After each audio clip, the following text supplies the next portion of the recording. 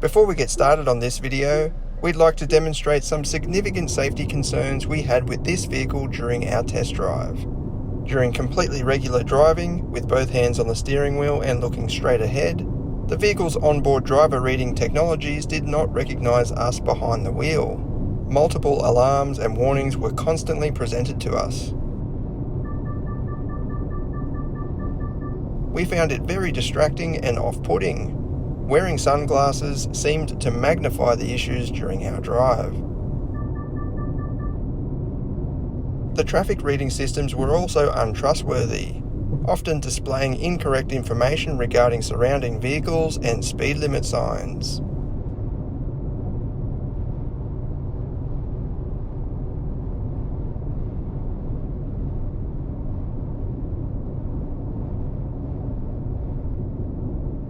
The lane keep assist system, with automatic steering assist, behaved very abruptly as well, and caught us off guard on a number of occasions, yanking the steering wheel out of our hands.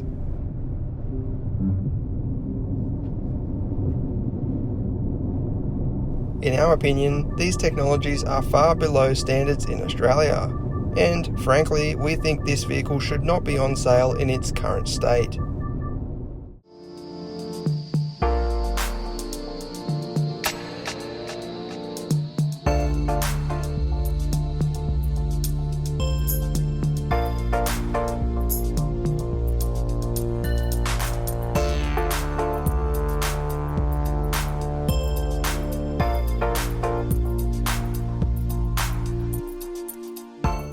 So, what is this, in our opinion, unfinished project? This is the new Chery Omoda 5. It's the first model launching in Australia as part of the Chinese brand's return, taking on the small SUV market segment. We're sure you'll agree, the design is quite distinctive and futuristic. The front grille stands out, integrated seamlessly with the front bumper bar. From the sides, it's clear to see its coupe-like profile, providing a sporty stance. We're not sure about the red accents for the side skirts and side mirrors though, but hey, they might appeal to our inner child.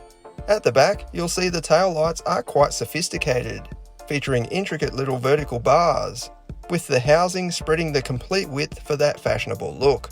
Just one variant is on sale in Australia, and it features a front-wheel drive system and basic torsion beam rear suspension setup. We found the ride comfort to be overly soft and even unnerving, a bit like you're driving on sand.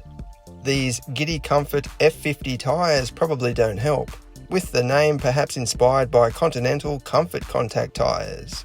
They did not perform well during our cornering and braking tests. Inside, it is very modern and rather stylish in some areas. The brass-coloured piping on the seats is a nice touch, and the twin digital screens across the dash present crisp graphics. The menu layout is also intuitive and flows well. Unfortunately, the driving position is let down by the lack of steering column adjustment.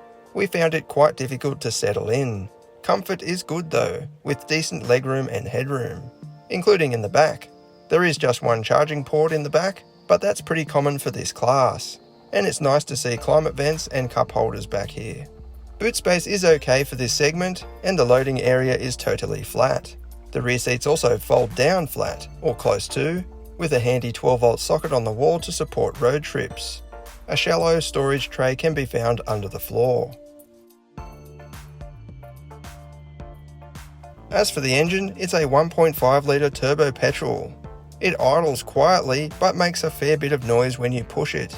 Performance is surprisingly good for its power output. However, we think the throttle calibration needs further tuning, as it can suddenly burst out with more power than you demand, for what we can see as no obvious reason. This is what it goes like.